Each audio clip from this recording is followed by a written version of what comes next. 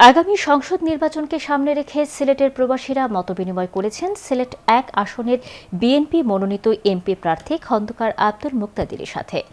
Civic voice আয়োজিত এই অনুষ্ঠানে প্রবাসীরা তাদের দাবি দাওয়া ও প্রত্যাশার কথা তুলে ধরেন। সিলেট অফিসের চিফ ক্যামেরা পার্সন লিটন চৌধুরীর ক্যামেরায় বিস্তারিত জানাচ্ছেন মইনুদ্দিন বলজু। এ যেন প্রবাসীদের মিলন মেলা। ইউরোপ, আমেরিকা, মধ্যপ্রাচ্য থেকে এসেছিলেন প্রবাসীরা। সিভিক ভয়েস সিলেটে এই ব্যতিক্রমী বৈঠকের আয়োজন করে। এই সময়টা খুব ভেরি ইম্পর্টেন্ট আমাদের জন্য to address our issues. But issue address করতে হলে আমাদের ভয়েসের দরকার আছে। আমরা কি চাই, আমাদের জন্য কি করা দরকার। কারণ গণতন্ত্র যে দেশে ছিল না, এদেশে কথা বলার স্বাধীনতা ছিল না, আমাদের উপরে অনেক ধরনের অবিচার অনিয়ম হয়েছে। এবং আপনি চিন্তা করে দেখেন, কথাটা একটু লম্বা হয়ে যাচ্ছে। আমাদের পূর্বপুরুষরা বিদেশে গিয়েছিলেন টাকা পয়সা রুজি করে সম্পদ তৈরি করার জন্য।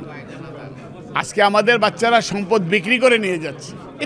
এটাকে রুখতে হবে, তাদের মায়া বাড়াতে হবে, ব্রিজিং করতে হবে।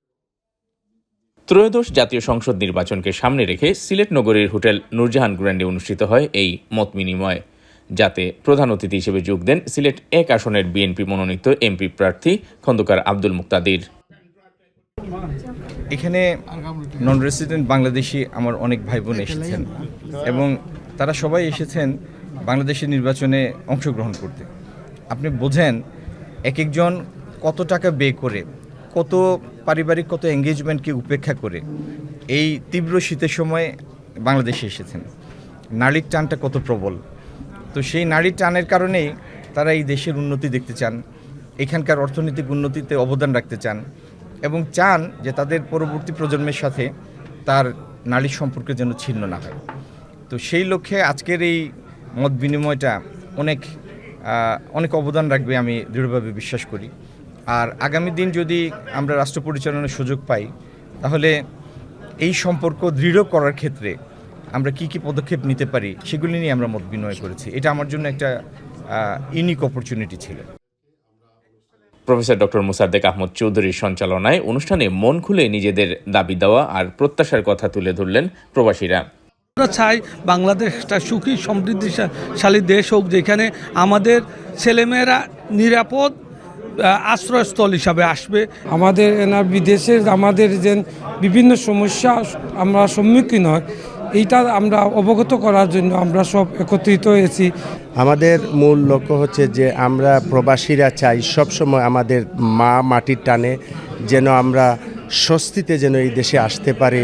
তো ভালো লাগলো আজকে আইসা এখানে, কারণ প্রবাসীরা আসছেন, আমিও প্রবাসীদের আমাদের অনেক কিছু করার আছে, কিন্তু অপরচুনিটি আমরা পাই না দেওয়ার চেষ্টা করেও। তো এখন যারা ভবিষ্যতে লিডারশিপ দেবেন তাদের কাছে আমাদের প্রশ্ন উত্তরের জন্য যে আয়োজনটা করা হয়েছে এটা খুবই দরকারি। ভিন্নধর্মী এই আয়োজন করায় সিভিক ভয়েসের চেয়ারম্যান পাশা খন্দকার এমবিকে সাধুবাদ জানান প্রবাসীরা।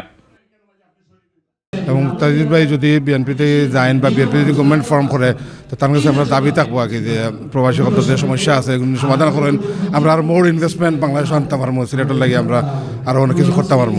প্রথমত ধন্যবাদ আমার পাশা খন্দকার এমবি। মানে আমি মাত্র এসেছি 2 দিন হয়েছে, তো আজকের যে এটা মিলন মেলা বলবো এখানে। সিলেটের যোগাযোগ ব্যবস্থার উন্নয়ন, প্রবাসীদের যান ও মালের নিরাপত্তাই প্রায় সবার বক্তব্যে বেশি উঠে আসে। আমরা মানে অত্যন্ত গর্বিত। নট অনলি হিম, আমি চাই যে আরও অন্যান্য যে ক্যান্ডিডেট আছেন তারা লোক আমরা বইতাম চাইলাম।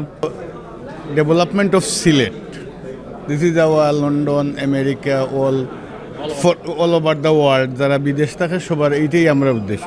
দেশে আমরা সিলেটে এগ্রো বেস ইন্ডাস্ট্রি ইউনাইটেডলি গড়া উচিত।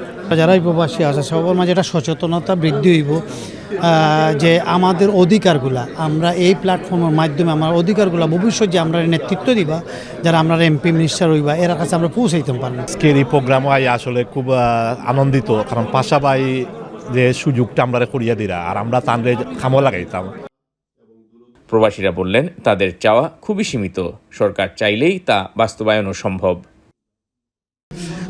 আমরা মনে করি যে প্রবাসীরা যদি সিলেট এয়ারপোর্টটা একটু প্রপার ইন্টারন্যাশনাল এয়ারপোর্ট হয়, তাতে অনেক রকমের টুরিস্ট আসে। শুধু যদি বাঙালিরই যারা আছে ওরাই যদি সবাই ইংল্যান্ড, আমেরিকা, ইটালি যারাই আছে ওরাই যদি প্যাকেজ হলিডে টলিডে সিলেটে আসে, তাহলে সিলেটের জন্য অনেক উপকার হবে।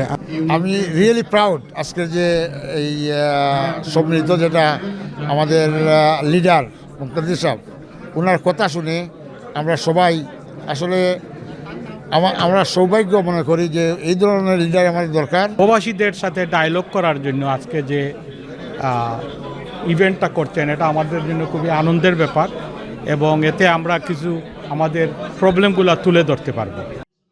সিভিক ভয়েসের এরকম আয়োজন ভবিষ্যতেও অব্যাহত থাকবে এমনটাই প্রত্যাশা করেন প্রবাসীরা। Moinuddin Manju, channel S news, Sylhet.